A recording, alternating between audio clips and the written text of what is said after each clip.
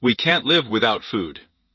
Food is a natural fuel, thanks to which we move, breathe, and at the expense of which our heart beats. But lately we are increasingly hearing about such things as therapeutic fasting, or interval fasting.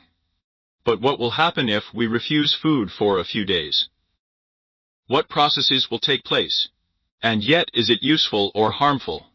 In fact, the answer is very complicated, and sometimes unexpected, because some processes will benefit us, while some others may be harmful to us.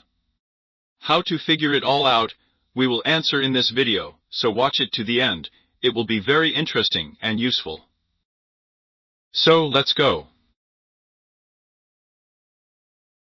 By the way, friends, be sure to subscribe to my channel, and click on the bell too.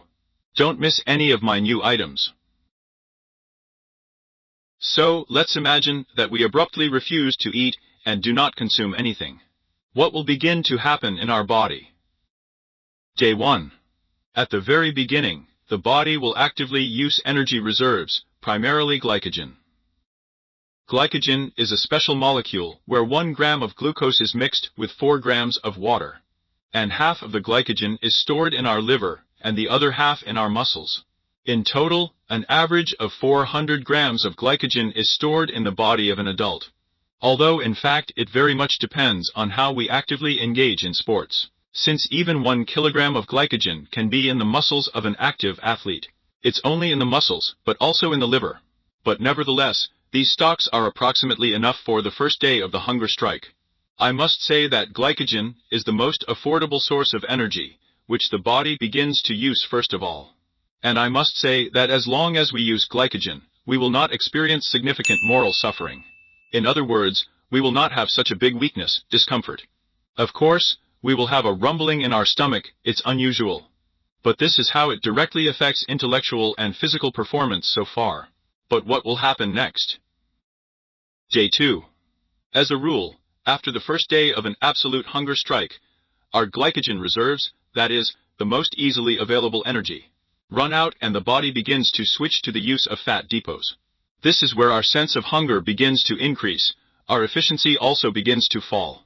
We may notice that we are already thinking a little less cheerfully, and somehow there is less energy and desire to run somewhere too. But nevertheless there is still no significant threat to health. Let's move on. The third day of the hunger strike. After 3 or 4 days, our strong sense of hunger begins to dull. This is a protective evolutionary mechanism, so nature has taught us. In the first days, when we don't finish eating, we really begin to feel very hungry. The brain sends a signal to urgently go eat something, otherwise you will simply die of hunger. But if we wait out the first 3 days, then the body begins to understand, well, there's no food anyway. Apparently hungry times have come, so there's probably no point in torturing ourselves with an excessive feeling of hunger. There's no food anyway, so I'll dull the feeling of hunger. And so it happens. After the glycogen reserves have been exhausted, and after the body has started using the most available fat cells, our muscle tissues also begin to connect to the process of catabolism, that is, energy decomposition. The body weight of our body continues to fall rapidly. And in addition to fat, of course, we also lose muscle mass. And this is where the famous ketone bodies begin to be produced. And this process is often called ketose. Ketone bodies are actively produced precisely in the process of using adipose tissue to provide energy to the body. And even if we go to take a test on the 4th or 5th day, we will see that there will be a lot of ketone bodies in our blood. On the one hand, someone perceives this as a positive signal. It means that the hunger strike is really working, fats are really burning. But on the other hand, it can also be harmful to the health of our body. So some people, after a few days of hunger strike, their blood pressure begins to drop very much.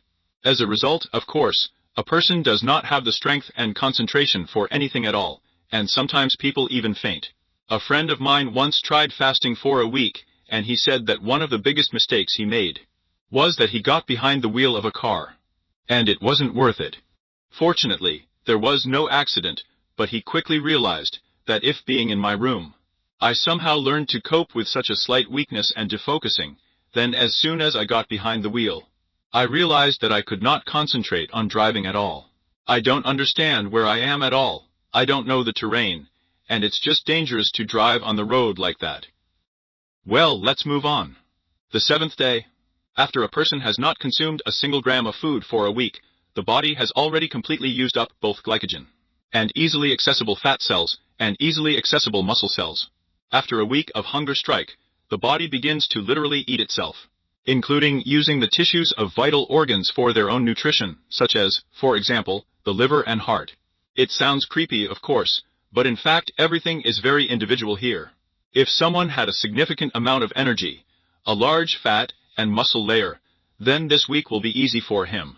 Well, relatively easy. If the person was initially thin, then problems can really begin here from the second week. Let's move on. The third and fourth week. The symptoms of starvation begin to worsen significantly, and the state of health deteriorates. There will be noticeable muscle atrophy. The person will obviously become emaciated and weaken.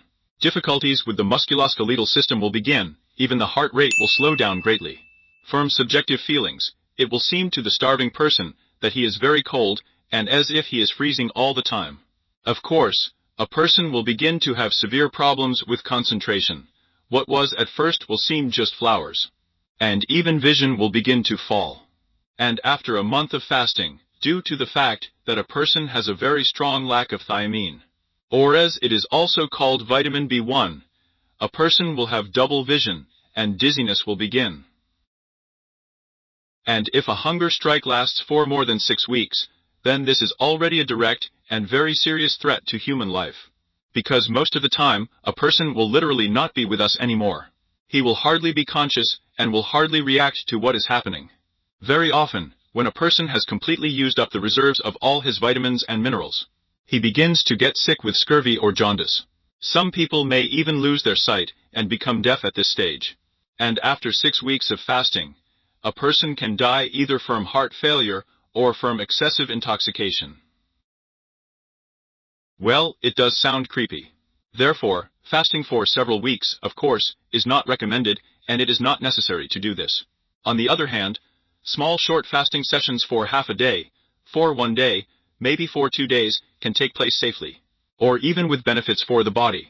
Of course, in everything it is necessary to know the measure, listen to your condition, and in no case rush to extremes. Everything needs a reasonable approach. By the way, friends, would you like to see a video dedicated specifically to interval fasting? There is a lot of research on this topic now, and more people are getting involved in this practice. And there is more and more evidence in favor of the fact that interval fasting is useful for our body. Helps to get rid of many diseases and prolong life. So let's say if this video collects 10,000 likes, then I will record a separate video about interval fasting. How to build this system, and what effect it will have on our body. So put a like, and I will see interest in this topic. And also write in the comments, do you have any experience of fasting? If you have tried it, then tell us, it will be very interesting what you think about it.